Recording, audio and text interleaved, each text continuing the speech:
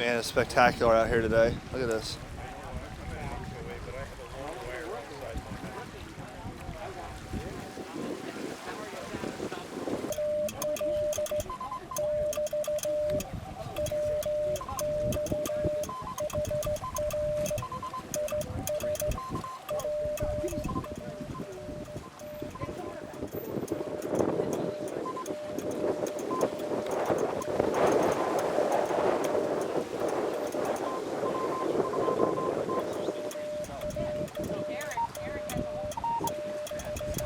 Look who it is, everyone. This is KJ4YZI with HamRadioConcepts, and Jan here. KK4GGJ. Listen, I got something here that is, Jan, you've been talking about this, and I want to show everybody. This is a Chrysler Crossfire that you've never seen before, right? Yep, this car has been converted to electric. An electric? Now, y'all know Jan. Jan's always got some wacky ideas and videos, but take a look at this. Okay, we have a Curtis AC 3-phase motor package. Running on a set of Chevy Volt batteries at a approximate 148 volt DC. We've got power steering, power brakes, and air conditioning. Basically it's a what would you call it? A frequency converter to get your speed up, because you're making from the DC, we're making AC. There's 500 parameters in the controller for acceleration, throttle response, your regenerative braking systems. So all the electronics are here, and they're cooled with a metal plate with a water system through the radiator. Water cooled. So it's a water cooled electronics, okay? Charging system is on board, 2,500 watts, 110 or 220. And the rest of the battery pack, there's 26 kW of batteries in the car, lithium manganese oxide. Each battery has a BMS unit on it to balance out each cell.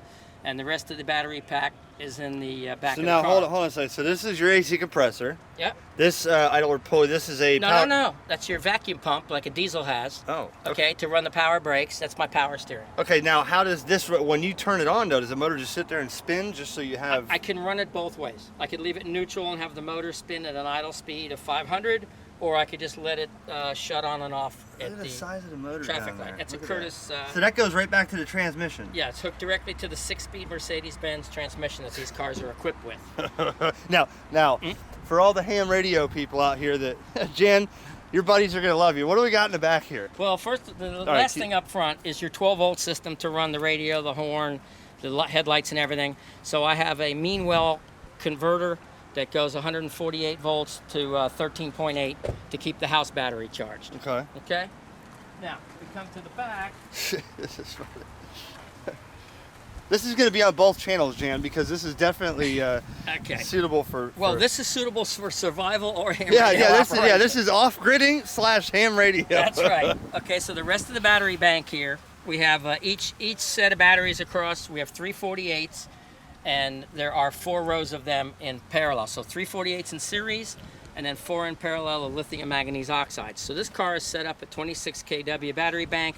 It's only a local drive car. 50 miles is what I flight plan for. Okay. And I could change it. I can add more batteries. I could double deck them, etc. But I just use this as an in-town car.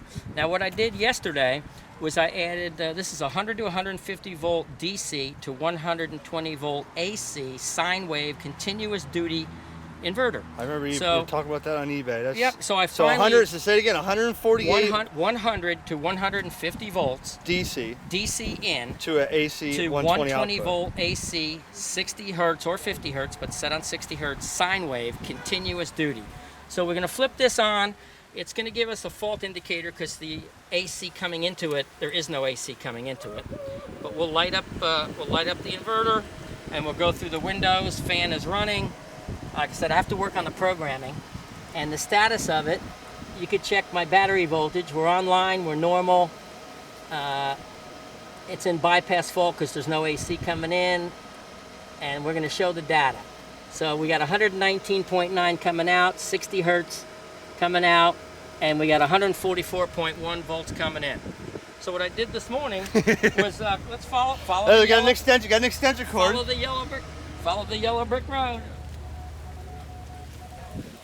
off-gridders. So what we've got, of course, the best coffee of the world is percolated coffee. So he's making coffee off of his electric car Okay, with an now inverter. I could run my KW. I could run my KW amplifier. I could run all the radios we have on the tables with the 26 kW battery bank. How many watts? How many watts can you put out on that? 2,000. So you can run drills. Oh, You can hook up a leaf. drill. You can hook up a leaf blower. Leaf blower, drills, my Sawzall. I want to cut down a Florida holly at the other end of the driveway, pull the car over with a short cord, and that makes the car dual purpose. When a hurricane is coming, I always have the car charged in case I need to use it around town, and don't have to worry about the gas station.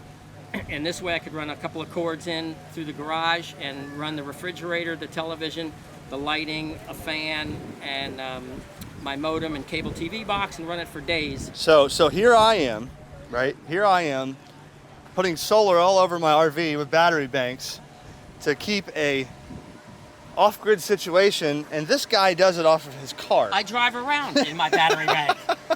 Okay, now the next thing I'm going to do is Eric's gotten me into a couple of solar cells, and I have an inverter at the house, and I'll be able to charge my car off the inverter. Where's the little spoiler, the little wing? Does it come up The still? little wing comes up. I'd have to go, yeah. So that the wing comes up in the back over 60, or I could hit a switch and make it come up. And then look at this. Yep. So this is a one of a kind, and of course, so the car will be charging off of solar cells. That's my next project. And if you want, okay, I knew you were going to ask, Eric. Where do you? This is where you plug it in at. Ah, okay. Right in the old gas door. Now, I don't know anything about electric cars. Is that some sort of standard plug It's a there? standard plug. Can you go to the Tesla thing at Wawa and plug in? I can get a Tesla adapter. Okay, but this is the other. Every car but a Tesla uses this, and I can't remember the. Now, well, this says premium fuel. Does that mean you have to use FPL only, or can you use, No, this car accepts FPL or non-FPL power. Like I said, I'll be charging this car off grid with my solar cells in the house.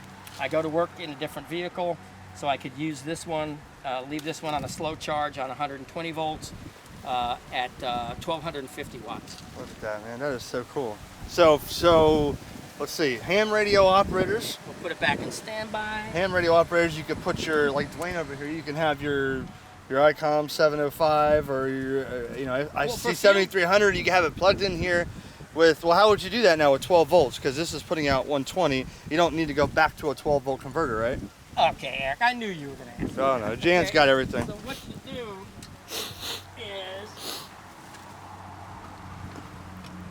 well, like today's radio, I could run the old. Oh my gosh, he's got a U-verse BBU here. That's right, and I could just plug it right in.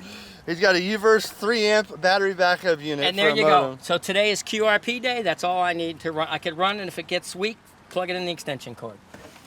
Oh, geez. Okay, and away you go. If I want to run my KW amplifier and my home station, my 7700, plug it right in.